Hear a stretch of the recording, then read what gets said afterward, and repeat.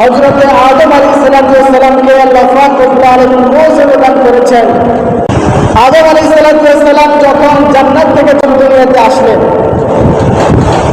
দুনিয়াতে আসার পরে বনের পশু পাখি তারা খবর পাইল আল্লাহর নবী আদম আলাইহিস সালাম দুনিয়ার জমিনের মধ্যে এসেছে।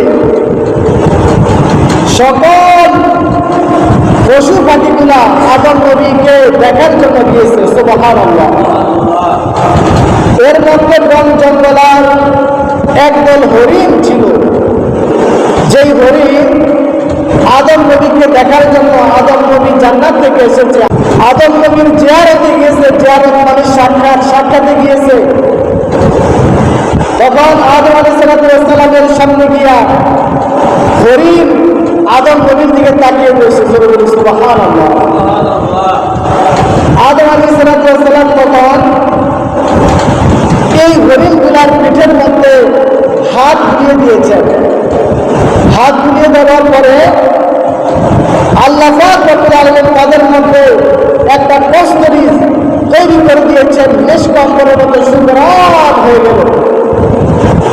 এই হরিণগুলা যখন বন জঙ্গলের দিকে চলে গেল, তখন তারা দেখলো ঘিরে আদম নবী শুধু আমাদের পিঠের মধ্যে একটু হাত বুলিয়ে দিছে, এর কারণে আমাদের পুরো শরীর থেকে নিষ্কম্পনের বেরাম পাওয়া যায়।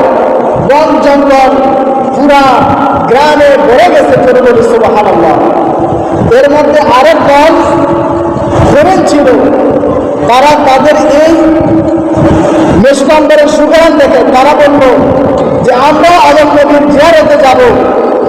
আদম আলাইহিস সালাম আমাদের পিঠের মধ্যে হাত বুলিয়ে দেবে আর আমাদের এরকম সুগরান হবে।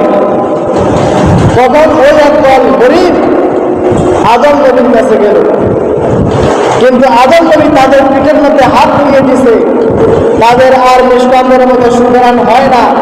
তার কারণ হলো প্রথম যেই হরিণের দল আদম নবীর কাছে গিয়েছে, তারা আদম নবীর মহব্বতে গিয়েছে, আদমের জন্য গিয়েছে, ভালোবেসে গিয়েছে, যার কারণে তারা এই নিয়ামতের ভাগীদার হয়েছেন।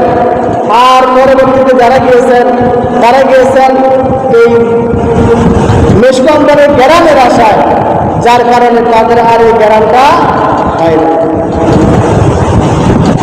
এইভাবে আল্লাহ রব্বুল আলামিন প্রত্যেক নবীকে মর্যাদা দান করেছেন। এটা হচ্ছে আদম আলাইহিস সালামের একটা মর্যাদা।